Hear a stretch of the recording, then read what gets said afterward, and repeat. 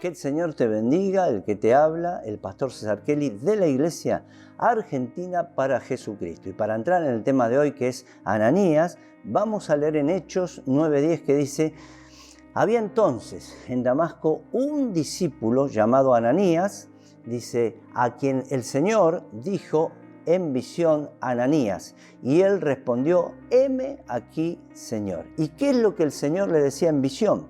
Le decía a Ananías que Ananías tenía que ir hasta una calle que se llama La Derecha, allí en Damasco, donde él estaba, porque tenía que orar por un hombre que se llamaba Saulo de Tarso, porque este hombre estaba en ayuno y en oración y había tenido una visión que iba un tal Ananías a orar por él para que recobre la vista.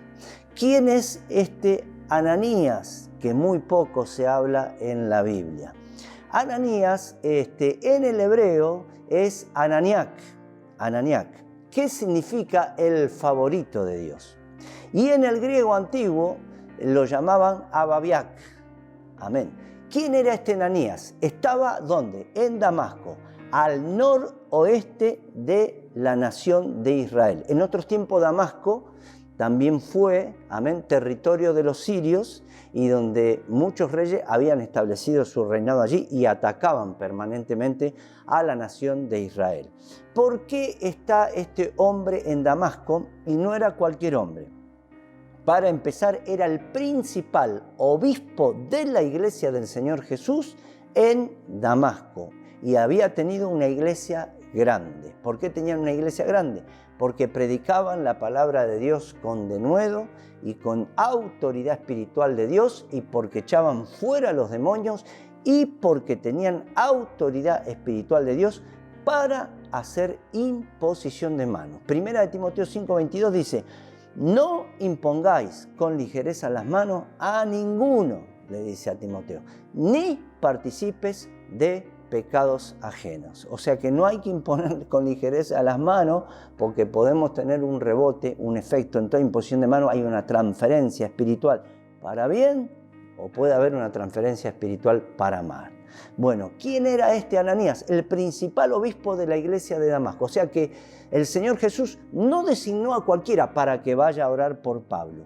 Y Ananías le dice: pero ¿cómo voy a orar, Señor, por Saulo de Tarso, siendo que este ha esparcido tu iglesia en Jerusalén, ha matado a mucha gente, es enemigo número uno de tu iglesia? Y el Señor Jesús le dice: ve e impone las manos sobre este, porque este me va a ser un instrumento escogido que va a llevar mi palabra a los gentiles y a los de más alta posición. Yo le voy a enseñar, dijo el Señor Jesús, cuánto va a tener que padecer por causa de mi nombre. Ahora, volvamos a quién es Ananías. Ananías, en Lucas 10:2, el Señor Jesús dice que él personalmente durante 1 año y medio prepara a 70 discípulos para mandarlos de 2 en 2 al norte de Israel, al sur de Israel y a las afueras de las ciudades de Israel. Y los manda de 2 en 2 a predicar la palabra de Dios, le da órdenes y allí los manda. De allí, de esa preparación, de ese discipulado que personalmente el Señor Jesús hizo él, ese discipulado de esas personas, de ahí sale Ananías. Y luego es esparcido Ananías porque Pablo hizo un desastre ahí en Jerusalén, y luego es esparcido, así que se van hasta Damasco, al noroeste de Israel, donde empiezan a predicar e instalan una iglesia grande allí.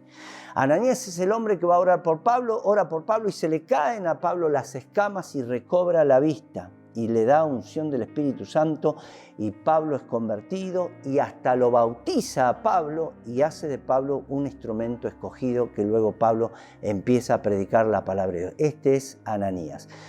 Vamos a hacer una oración. Padre Celestial, te damos gracias. Gracias por tu palabra. Gracias por Ananías. Ayúdanos a ser como Ananías, un hombre piadoso, un hombre preparado por el Espíritu Santo, un hombre de revelación espiritual, un hombre autorizado a hacer imposición de manos, un instrumento escogido de Dios. Ayúdanos a ser como Ananías. Que el Señor te bendiga. Nos vemos en la próxima.